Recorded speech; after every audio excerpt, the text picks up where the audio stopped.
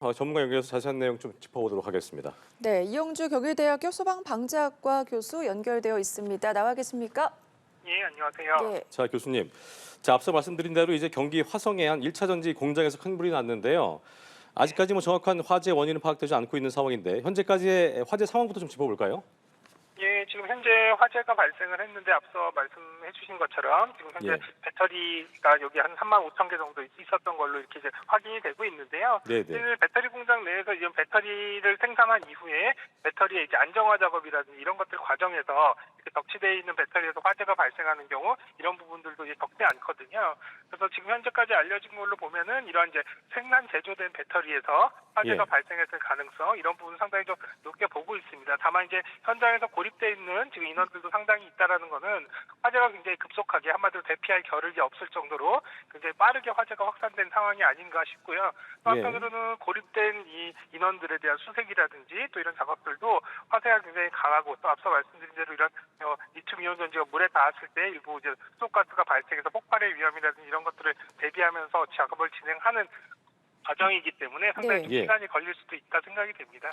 네. 지금 앞서 1차 브리핑에서는 배터리셀 하나에서 폭발적으로 연소가 됐다라는 목격자 진술이 확보가 되어 있는 상황이고 말씀해 주신 것처럼 지금 배터리 셀이 연속 폭발하면서 급격히 불이 번졌잖아요. 그래서 진화에 어려움이 있었다. 현재 구조대원이 내부로 들어가서 수색하는 것은 지금 불가능한 상황인 거죠. 예, 아마도 그랬을 가능성이 있습니다. 왜냐하면 네. 지금 현재 화재가 상당 부분 진행이 된 상황이고 또 실제로 이렇게 화재가 강한 경우에 예. 진입했을 때 이런 소방 대원의 안전 확보도 상당히 어렵고 또 진압을 하는 과정도 사실은 이제 아까 말씀드린 물에 닿았을 때 여러 가지 어려움들 이런 것들 때문에 진압 방법도 사실은 이제 사실 제한적이거든요. 예. 네. 그래서 아마도 현재 구조라든지 이런 부분들은 상당히 좀 시간이 걸리고 좀 어려운 작업이 될 거다라고 보여집니다. 자, 방금 전에 짚어주셨던 그 부분인데 제가 다시 한번 짚어보자면 오늘 화재 공장이 리튬을 이제 취급하는 곳이잖아요. 이 리튬이 이제 일반적인 진화 방식으로는 불을 완전 끄기 어렵다. 이 부분을 다시 한번 짚어주시면 좋을 것 같습니다.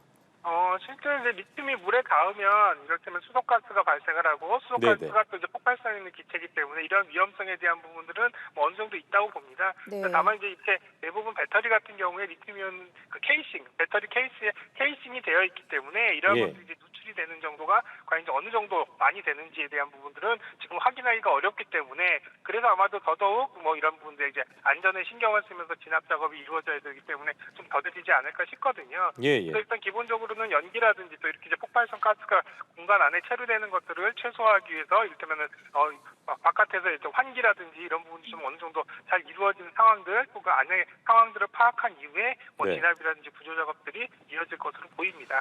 자, 네. 소방당국이 화재 신고 후에 이제 현재적으로 소방대응 2단계를 발령했는데 오늘 화성 공장 화재 얼마나 큰 규모의 좀 화재로 봐야겠습니까? 글쎄요. 지금 현재 지금 계속 화재는 진행이 되고 있는 상황이고 진압도 네네. 상당히 시간이 걸릴 걸로 보여서 상당히 많은 소송이 발생할 것으로 보입니다. 또 하나는 지금 내부에 고립되어 있는 인원이 20여 명 이상으로 지금 대략 파악이 되고 있는데 네네. 이 인원들이 사실은 이제 다 안전하게 구조되면 가장 좋겠습니다만 오히려 대형 인명 피해로 이어질 가능성도 배제하기는 좀 어려운 상황이다. 그래서 네. 화재에 대한 어떤 대형화 이런 부분들은 사실 좀 불가피하지 않나 생각이 됩니다. 예, 지금 최소 3만 5천여 개 배터리가 공장 안에 있는 것으로 확인이 되는 상황인데 예. 계속해서 폭발이 발생할 가능성에 대해서도 조심스럽게 예상해 볼 수 있을까요?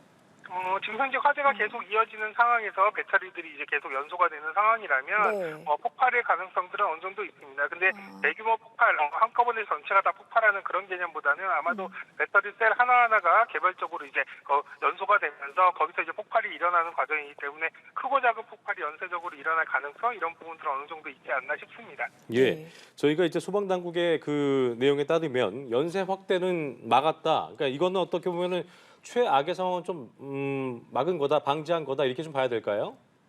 일단 그렇게 발표를 했다면 화재 확산에 관련된 부분들 주변에 추가적으로 확산이 될 수 있는 위험 요소들은 제거가 됐다고 보는 거거든요. 예. 다만 문제는 주변으로의 확산은 막았습니다만 그 내부 안에서의 화재 진행을 얼마나 빨리 이제 막을 수 있느냐, 진압할 수 있느냐라고 하는 부분들이 관건이 될 것 같고요. 또 네. 이게 빨리 진압이 돼야지만 그 안에 이제 구조자들 지금 고립돼 있는 분들의 수색이나 구조도 이어질 수가 있어서 이런 부분들이 어떻게 보면은 확산은 막았지만 내부적으로 화재를 빨리 진압하는 부분들 이 부분이 어떻게 보면 지금 현재 가장 중요한 상황이 아닐까 싶습니다. 자, 무엇보다 중요한 게 이제 말씀하신 것처럼 인명 피해를 최소화해야 하는 건 텐데 현재까지 연락이 닿지 않은 인원들이 20여 명으로 보이고 있습니다. 일단 소방당국 얘기를 따르면 지금도 21명도 정확한 게 아니어서 지금 비정규직 근로자도 있고 일용 근로자도 있고 정규 근로자도 있는데 회사 입장에서도 내부 파악이 잘 안 된 상황이라 얘기를 했습니다. 일단 인명 피해 최소화를 위해서 구조를 위해서 이제 소방당국이 어떤 부분에 특히나 좀 집중을 해야 될 거라고 보십니까? 일단 기본적으로는 내부에 있는 인원들, 잔류 인원들이 지금 어느 정도 되는지를 파악하는 게 어떻게 보면 굉장히 중요하거든요. 네. 현재 그 공장에서 근무하셨던 분들 중에 대피하셨던 분, 또 그리고 대피 못한 분이 과연 어느 정도 되는지를 파악하는 게 굉장히 중요할 것 같고요. 예. 한편으로는 파악된다면 이분들이 주로 있는 위치들, 대부분 어느 위치에서 근무를 하셨다가 고립이 됐는지 이런 것들이 확인된다면 구조 작업에서 상당히 조금 더 시간을 단축할 수 있는 가능성들은 있겠죠. 한편으로는 지금 현재 화재가 계속 진행이 되면서 여기가 이제 내화 구조의 건축물로 공장으로 지어지긴 했었습니다만 예. 강한 화재에 노출된다면 이렇게 이제 건물이 무너지지 않게끔 버틸 수 있는 시간도 상당히 단축될 가능성이 있거든요. 그래서 이러한 시간들을 조금 더 빨리 이거보다는 빨리 구조가 이루어져야 되기 때문에 사실은 이런 이제 빨리 신원 파악이라든지 위치 파악 이런 것들을 중심으로 먼저 구조를 좀 효율화할 수 있는 방안들 이런 부분들이 조금 고려가 돼야 되지 않을까 싶습니다. 네, 지금 소방당국에서는 유해 화학물질 취급 공장에서 화재가 발생해서 인명피해 및 연소확대 우려가 있어서 대응 2단계를 발령을 했습니다. 소방관 등 인원 145명, 펌프차, 장비 50대를 동원해서 진화에 나서고 있는 상황인데 네. 지금 상황에서는 불이 계속 나고 있기 때문에 소방대원들의 진입이 어려운 상황 아니겠습니까? 그렇다면 지금 같은 상황에서 가장 최선은 어떤 게 있을까요? 지금 현재로서는 앞서 이미 진행이 되고 있는 상황일 텐데요. 네. 주변의 다른 건물이라든지 주변의 지역으로 화재가 확산되지 않도록 주변의 방호 이런 부분들이 우선 이제 중요한 부분들이고요. 예. 이런 과정에서 실제로 이제 화재가 발생한 공장 내부의 진압 방법이라든지 또 이제 구조 전략이라든지 이런 부분들을 이제 수립해서 접근을 해 나가야 될 것으로 보입니다. 다만 이제 말씀하신 대로 지금 현재도 이제 진압 작업이 조심스럽게 이루어지긴 하고 네. 있습니다만 실제로 이제 내부에 실제로 소방대원들이 투입될 수 있는 경로들 이런 부분들을 확보하는 것들 이런 것들이 어떻게 보면 지금 현재 가장 시급하게 진행되는 상황들이 아닐까 싶네요. 예. 네. 이 보면은 내부에 이제 상당한 인원이 고립되어 있는 것으로 추정되고 있는 상황인데 보통 이런 이제 유해 화학 물질을 취급한 공장에서 대형 화재가 발생을 한다면 고립되어 있는 인원들이 내부에서 대피를 한다든가 생존의 가능성을 저희가 끝까지 생각을 해봐야 되는 부분이잖아요. 그럴 여력이 좀 조금이나마 있을 거라 보시는지 어떻게 좀 예상하십니까? 예, 아직까지는 화재 발생한 시각에서 골든타임이 지났다고 보긴 어렵거든요. 네. 그래서 이분들이 사실은 연기로부터나 혹은 화염으로부터 조금 더 안전한 장소에서 지금 구조를 대피를 한 상태에서 고립이 되어 있는 상황이라면 예. 아직까지는 충분히 생존 가능성이 있다고 봅니다. 다만 이제 이러한 부분들이 시간이 이제 계속 지속되면서 화재도 계속 진행이 되고 연기도 그렇고 건물의 이제 붕괴라든지 이런 위험성까지를 이제 감안한다면 시간을 다투어서 굉장히 빠르게 이제 구조될 필요성은 있다. 또 구조를 해야 되는 상황이다. 이런 부분들이 이제 말씀드릴 수가 있겠고요.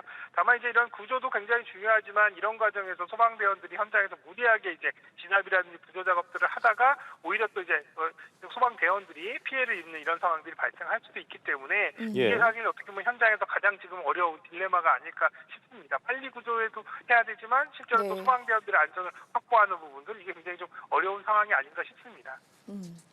알겠습니다. 오늘 말씀은 여기까지 들어보도록 하겠습니다. 이영주 경희대학교 소방방재학과 교수와 전화 연결을 해봤습니다. 자, 교수님 감사합니다. 예, 감사합니다.